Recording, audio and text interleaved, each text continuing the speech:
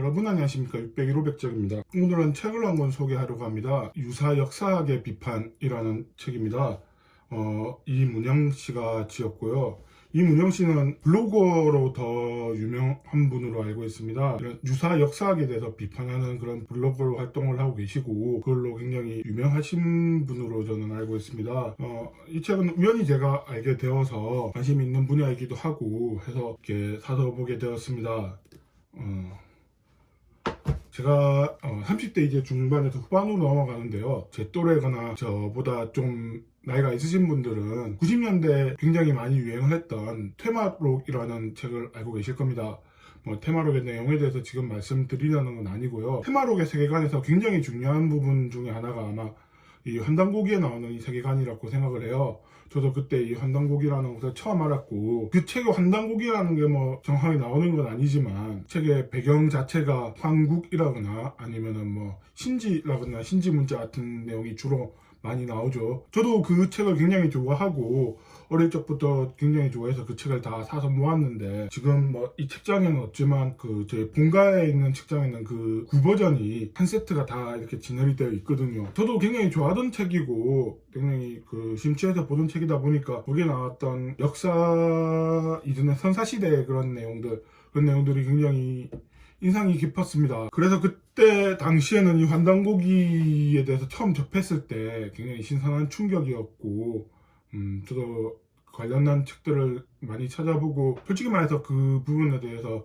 믿었던 것도 사실입니다. 흑역사라면 흑역사인데 믿고 그랬던 부분이 있습니다. 그리고 나서 이제 나이를 먹고 좀 더 이렇게 사회를 바라보는 눈이 좀 더 넓어지고 이런저런 지식들도 많이 쌓다 보니까 환단고기에 나오는 그런 유사 역사학이라는 게 그 설득력이 떨어진다는 내용에 대해서는 저도 어느 정도 인지를 하고 있었고요. 저한테는 옛날 소설에 나오는 추억 속의 이야기들, 그 정도의 이야기였습니다. 그 이후에도 테마록을 쓰신 이휘혁 씨는 치우천왕기라는 소설을 내셨고, 그 치우천왕기도 굉장히 저는 재밌게 봤습니다. 제가 느꼈던 거는 딱 거기까지인 것 같습니다. 하지만 그 이후에도 뭐라 해야 되지? 당군조선, 환국 에 대한 그런 얘기들은 문화에 많이 이렇게 남아서, 양경희 씨의 신화맹어사라는 만화라거나 그런 만화의 배경으로도 많이 쓰였고, 그런 세계관을 바탕으로 이렇게 쓰여진 작품들이 많이 있었습니다. 그런 작품들도 보면서 그냥 일종의 판타지 소설의 작품의 배경 정도로 생각을 하고 넘겼던 건 사실입니다. 제가 찾아보지 않아서 그랬던 건지 아니면 정말로 그랬던 건지 모르겠지만, 이문영 씨는 유사 역사학이라고 부르시는데, 환단고기를 위시한 고대사를 좀 더 높이 평가한다, 왜곡하는 그런 세력들이 제 눈에 안 띄었던 건 사실입니다. 잊고 살았는데 어느 날 서점을 갔더니 환단고기에 대한 책들이 다시 나오고 있더라고요. 그전에는 서점을 갔어도 그런 책들을 보지는 못했거든요. 그리고 나서 박근혜 대통령의 연설문에 그런 얘기들이 있었다는 얘기가 있고, 그리고 또 이번 정권의 조종한 문체부 장관이 그런 환단고기를 다루는 그런 역사학회에 좀 심취해 있다는 그런 얘기도 있고 해서, 이게 또 경제가 어려워지고 또 힘들어지는 시기가 오니까 다시 이런 이야기들이 돌아오는구나 라는 생각이 들어서 좀 더 이렇게 관심이 있어서 알아보다가 마침 좋은 책이 있어서 이렇게 사서 읽었습니다.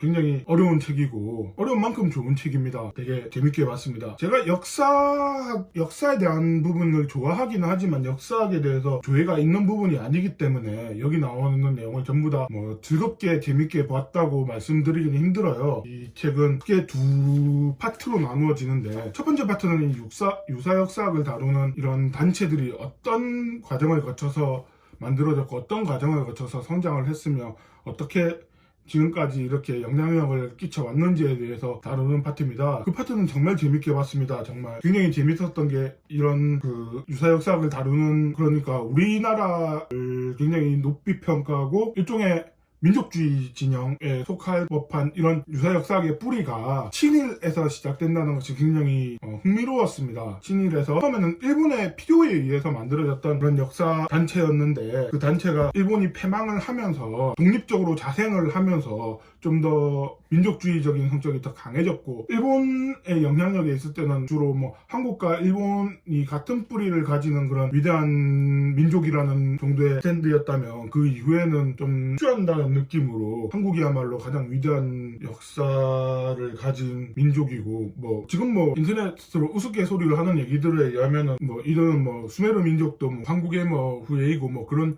식으로 얘기를 하는데, 그 부분이 굉장히 재밌었습니다. 그리고 역사학적인 관점에서 그들이 주장하는 바가 어째서 잘못되었고 무엇이 잘못되었는지에 대해서 얘기하면서 글자 하나 뭐 문자 하나 이렇게 따져가면서 얘기를 하는데, 그 부분은 제가 좀 따라가기도 힘들고 지겹더라고요. 제가 한자를 뭐 잘 아는 것도 아니고, 그리고 뭐 역사의 방법론에 대해서 굉장히 잘 아는 것도 아니지만, 그럼에도 불구하고 이 책을 추천드리려고 가져온 이유는 전반 부분만 보시더라도 굉장히 즐겁게 재밌게 볼 수 있을 법하고, 후반에도 또 재밌는 부분이 있으니까 한 번쯤은 읽어보시면, 그리고 뭐 이런 가짜 뉴스들이 판치는 세상에서 가짜 뉴스가 이제 학문이 되어서, 학문이라고 하기엔 좀 그렇죠. 어쨌든 가짜뉴스가 이렇게 몇십 년의 명맥을 가지고 하나의 세력으로 되어서 진짜 역사학을 위협하는 그런 부분을 보는 게 시의적으로 적절하다고 생각이 들어서 이렇게 추천을 드립니다. 유사 역사학 비판이고요. 이문영 씨가 지으셨고요. 역사 비평사라는 출판사에서 나왔습니다. 가격은 17,000원인데 좀 더 저렴하게 구할 수 있는지는 잘 모르겠습니다. 저는 인터넷으로 구매했습니다. 한번 읽어보시면 재밌을 겁니다. 예, 여기까지였습니다. 감사합니다.